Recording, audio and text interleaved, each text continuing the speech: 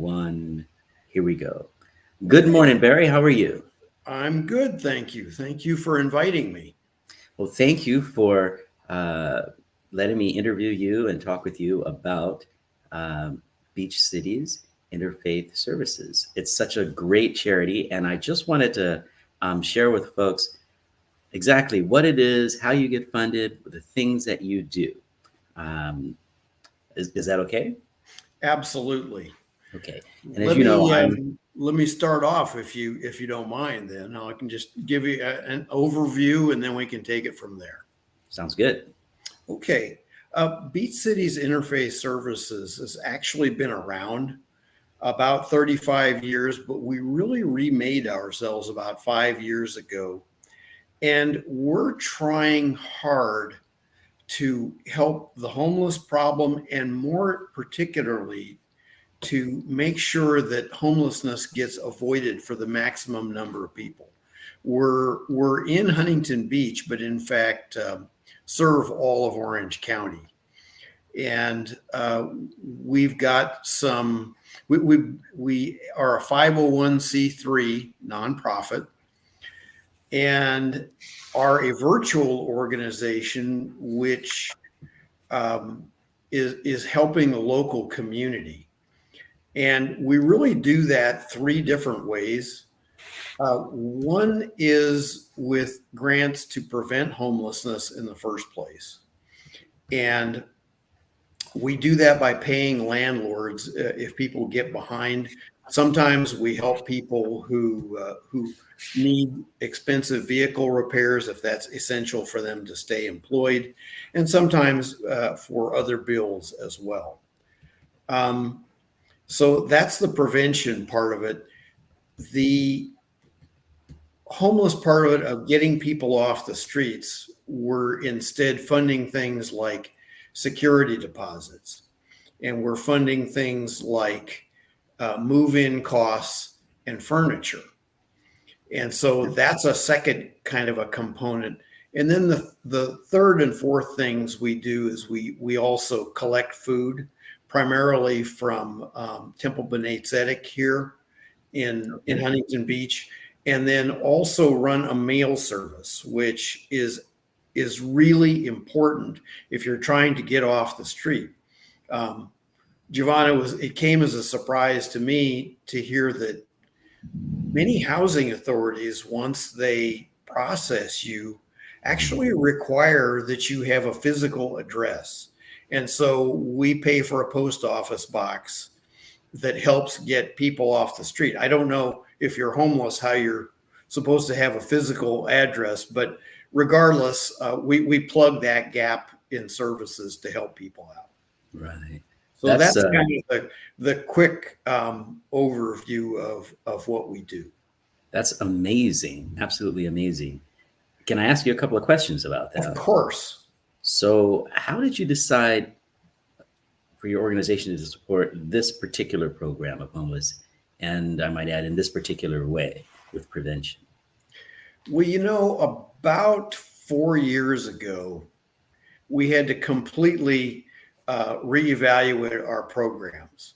They were really on a kind of a model, a little bit like a soup kitchen. And we said to ourselves, that's fine for helping people, but it isn't really towards a permanent solution. What do we Mhm. have to do, and how do we have to fund things in order to get people off the street and keep them off of the street? And we became really aware that there are tremendous costs to doing business the way that we're doing them, which is that the classic model is that you let people fail, and then they are brought into various kinds of governmental programs, hopefully can write their life, and then proceed along. But Mhm. what we did is we said, well, what if we could prevent them from becoming homeless in the first place? Mm. How would we fund that? What would we do? And so our one of the ways we do that is that we have a whole series of partners, and they can be churches and religious organizations. They can be nonprofits. They can be people at the city, and it can be individuals. And we've got about 20 of them now throughout the community. Okay. They make these referrals to us, and then we decide in fairly short order to fund them or to not fund them. And we're really aimed at trying to prevent people, particularly families, from ending up out on the street. It's a huge problem. And frankly, there's not enough resources when you're starting to think about kids in particularly and families in particular. The other thing that happens is based upon a UCI study a couple of years ago.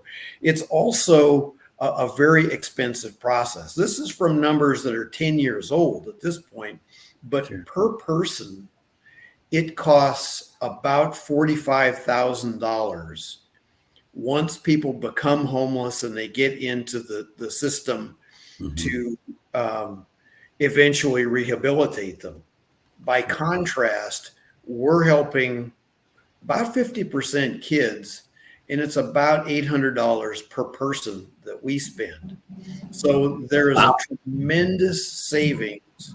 And of course, the more important thing is, particularly when you talk about families, is that the kids are not going through the trauma of sleeping in their cars or worse. Yeah. That's amazing. That's amazing. $800 compared to 45,000. Yes, sir. That is absolutely incredible. So these other organizations that you work for, I take it they're in the city of Huntington Beach. So you really work with civic organizations to solve this problem. Is that It's fair? primarily Huntington Beach. As people become aware of what we're doing, we often serve individuals who are throughout Orange County. We funded a few people in Anaheim, and we've done other adjacent cities. By far, the vast majority, maybe 95%, are either Huntington Beach or cities immediately adjacent.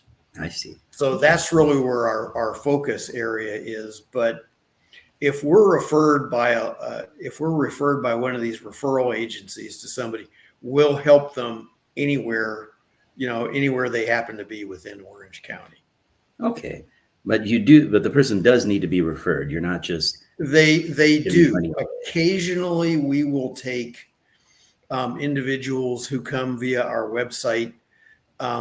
But, frankly, as an all volunteer and virtual organization, we haven't as much time to be able to devote, which we need to. And so we try to refer those individuals to more local sources or to other sources. Not because we don't want to serve them, but because there's only so many hours in a day, and I can't clone myself, and all the other volunteers can't clone themselves either. So that's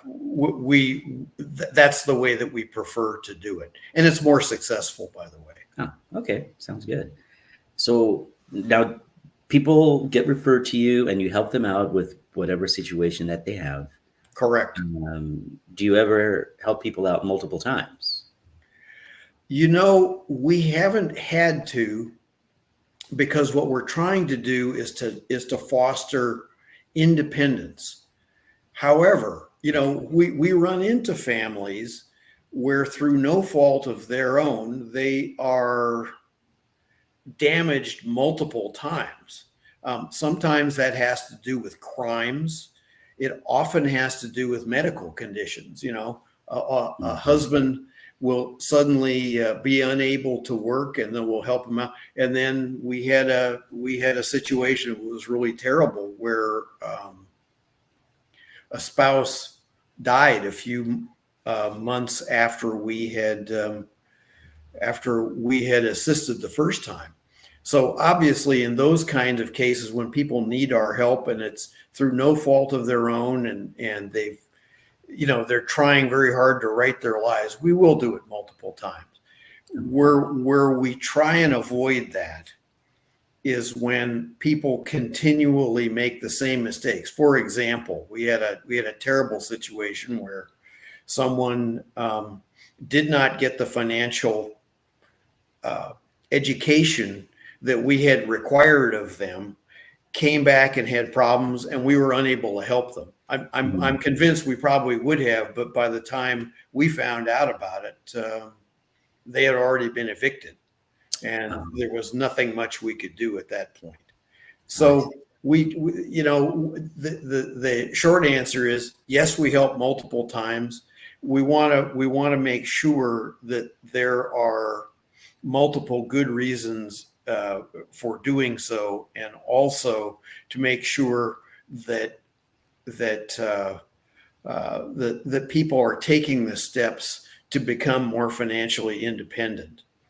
And if they do, and through no fault of their own, there's a problem, well, of course we'll help them, obviously.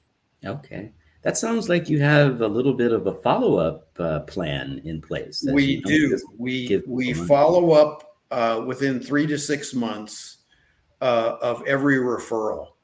And often the referral agencies will also follow up. So if there are issues, our clients are not out there trying to negotiate the whole system by themselves. We'll try to do everything we can to get them in touch with people who can give them the resources that they need to be independent and stay independent. That's amazing. How do you know how to direct people? How do you know? And how did you pick your referral folks? And how do you know how to get folks to the right place? It's been through hard experience. It's also been through finding out from the clients what's worked and what has not worked for them. So, sometimes we'll be referring them to other referral organizations that we have confidence in. Sometimes if they tell us that, gee, nobody picks up the phone over at this side, we won't be worried about that. The other thing, Javon, that we've done in a few cases is to put together a game plan of people that these folks should follow up with in order to help them with specific needs. And that's sometimes done up front and sometimes done as a follow-up. But again, we're not interested in saying to them, here's this pool, let's throw you in there and see if you can swim. We're always there to see if we can help them in any way, including 6 months down the line or a year down the line as well.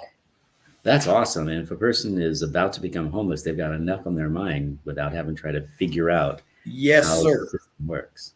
So yes, sir. That's exactly true. Yeah. So, okay, let's say I want to get involved. How would I do that? Well, we are working right now on the Help Them Home charity effort. And we're on their site. We're right now working particularly for institutions to see if we can get our portion of a match. And we were successful. We've gotten matches from one individual and then also Surf City Rotary. So we're already up to about $1,500 towards our $5,000 match goal. Obviously, the day of, on the 24th, we're going to be speaking to individuals and trying to get the funds that we have matched with an equal amount of private donations. So money is one clear way, and you can go to our website, BCISinterfaithServices.com, to do that. Okay. The second is that we're looking for board members, particularly from the business community. And we've been very lucky. We've gotten 2 excellent ones lately, one with your help, I might add. And, we're so we're trying to recruit expertise.